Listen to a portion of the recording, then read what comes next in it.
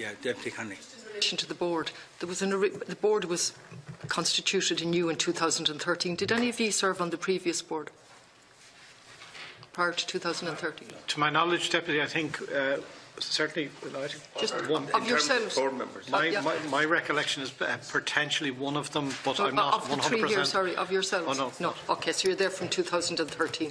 And then you were reappointed in 18 by the Minister. And now, Mr Barry, you're telling us they were reappointed in 18 for 5 years. It's a 5-year period?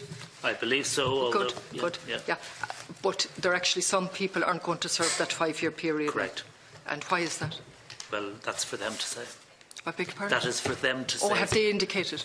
They have indicated to me informally. Okay, how many people have indicated informally to you that they're going to leave the board? 3.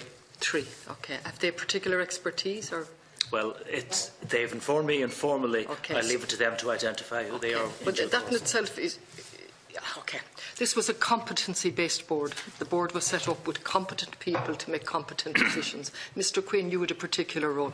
And I'm interested in your role because your role is going to be repeated in relation to broadband, and we're going to have our man, presumably a man, I'd prefer a woman, particularly just to balance the gender, but we're going to have our person on the new, watching the public person in relation to broadband. So your role is particularly important and what we learn from it, because when we got a briefing lately, that's what we were told. Who's going to manage, who's going to look after the public on the broadband with the company, and we were told, oh, we'll have our person on it. So your role was vitally important. What do you think you would say to the government in relation to the person they're going to put on for broadband? If that's not an unfair question, in terms of what you've learned now. I can only speak in relation to my own role. No, I understand that. Sorry. But if you can't, it's okay. I'm not going to argue with you at all. But have you learned anything that you would say to the government in putting on somebody else like me on the new not a board, but the new company? These are the things you should be careful of. This is what I've learned. I think the roles are a little bit different, Deputy, with respect in that I was put on that board because of, the current board because of my procurement expertise and experience, and I guess the procurement on the national broadband is now done, so it's on to a different phase. So the person that's going to be appointed to broadband...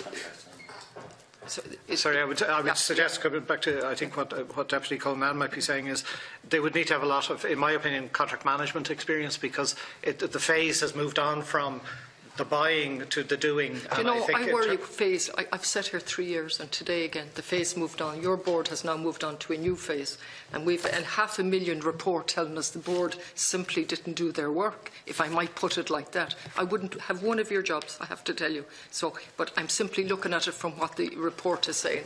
So you were on for the public purse. You were on as the person appointed for the taxpayer. Now, if I'm wrong, tell me I'm wrong. Were you? Sorry, I was appointed as a public interest director. Okay. Yes, and that's correct. To be fair to you, I've read that, and it's an impossible task for you. You had to make lots of decisions. Did it reach that standard where you were obliged to report? To look at it, it's very difficult. I actually feel for you. But it seems to me there's something wrong somewhere, either with what the government have laid out as your duty or your ability to carry out the duty. And we cannot go forward, say, with broadband without learning. Isn't that right? Absolutely, we should always learn. So you were appointed then because of your expertise, but your duty was to the board, which I understand, except in relation to really exceptional circumstances where there was a level, and you had to analyse that yourself and decide, has it reached that level? And you, in your wisdom, said it never reached that level because you were happy that the board were dealing with the issues. So was the chair, who's now gone. So was the project manager who was going. They were all dealing with it. You were happy with that, and you didn't need to report anything. Isn't that right? Well, what I said was I was happy the communication of information was happened. Was I happy with the situation that we found ourselves in? No, I didn't say you were happy. I'm specifically talking about your reporting back to reach that standard. Trying to be clear that I was unhappy with the situation the board found itself in, but I was happy that the communication was happening and we were dealing with it. Yeah, you were dealing with it. You were happy the board was dealing with it. It's not quite what the report says from the PwC, isn't it? That's not quite what they say. Let me just say what they say. And you've read it. I'm sure you've read it in detail, just like I have. The oversight body set up by Mr. Breslin, and I find you an extremely straight, honest and communicative witness, and I did on the last occasion. You set up oversight bodies, but those oversight bodies didn't challenge, because of their terms of reference. They didn't challenge the board.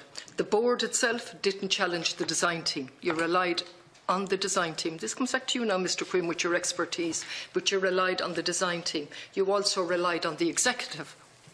Isn't that right? That's what it says. As a board member, you have to rely on your executive. Well, that's not what PwC. Sorry now, that's Mr. Quinn. I'm glad you said that, because that's not what PwC are saying. They're saying that you insufficiently challenged the design team.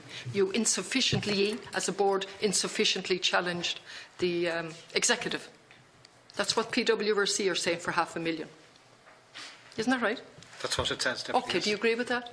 I disagree with that. You disagree with that? That's interesting. So you disagree with that, with their finding. Would the rest of you disagree with that on the board? No, listen, Mr. Barry, you're going forward now with a whole new approach. And bear in mind my frustration on behalf of the ordinary person, because this committee was assured that this wouldn't happen in 15. They were reassured it wouldn't happen when they appeared before us. And each time we've new language, we're moving on, moving to a new phase. Okay. The board was appointed with competency. Now we realise they didn't have the competency. My question to you is what I've asked Mr. Quinn. He clearly and he's honestly disagreeing with the finding. Do you disagree with that finding from the PwC of the lack of challenge to the executive and the design team? I can't honestly. You can't answer that. That's interesting. It's interesting. Okay. It's not helpful. It's not helpful as a new chair, and it's not helpful to inspire confidence. And I'm only interested in governance and risk assessment and holding processes to account. You disagree. You can't answer, Mr. Farragher, as a member of the board.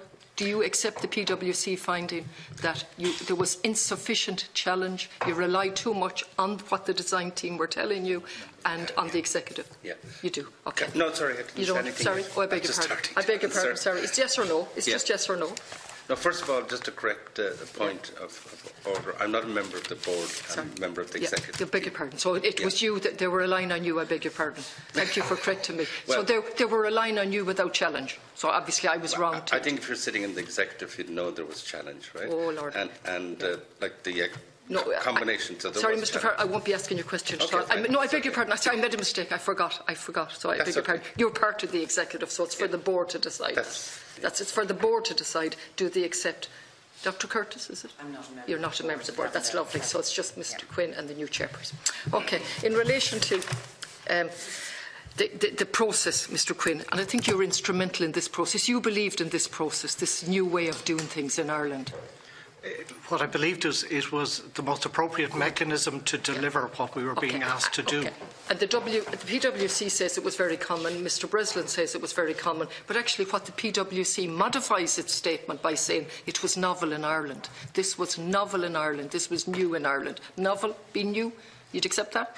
It's novel in the public service in Ireland. I think the Chair has already spoken on so that. Then given the background, given the write-off in relation to the matter, then the new board in 2013 and the reassurances that things were learned and matters were learned, there was an extra duty on you and the board, wasn't there, in relation to this novel way of doing things? Yes. And Good. Yeah. And how did you meet that challenge, that extra burden on you in relation to this new way of doing things? Okay.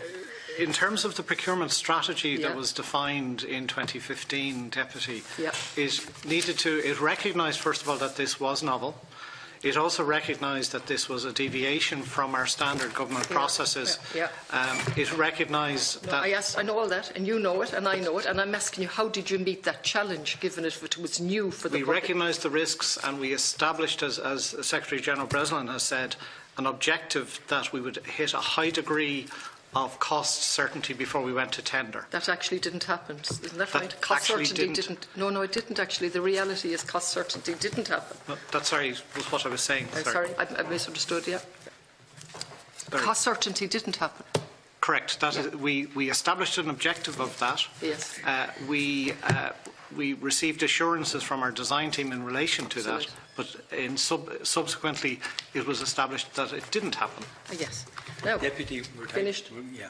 Oh, is my last question, Last or am I question, over? last Okay. question. In relation to the design team, you're not accepting that you relied on that too much without challenge. You're not accepting that. The PwC is clearly saying that. The quantity surveyors, I think, was that the right terminology, had conflicting way of assessing figures and accounts. It's all set out in the PwC, and you as a board, and you as an expert were reliant on that without any challenge. In a new way of doing things, novel, no comparison with international standards, even though, according to the report, it was used internationally, but you didn't go back to look at reports internationally. Isn't that right? That's what PwC are saying, Mr. Quinn. Now. Sorry, there's a multiple questions. I'm not quite clear what you're asking me, Deputy, but what I am clear about is there was considerable challenge going on all the time in this process. We did rely heavily on our advisors. You have to in that regard. The board spends maybe a day and a half, a month in relation to these matters and tries to put in place the appropriate checks and balances to challenge as they can within that time frame. Okay, I apologise for putting a convoluted question. I apologise, it wasn't fair. But what is clear is that you don't accept the PwC finding that there was reliance on the design team without proper challenge. No, that's not what I said, Deputy, because you asked was there not sufficient challenge, to my recollection of your question,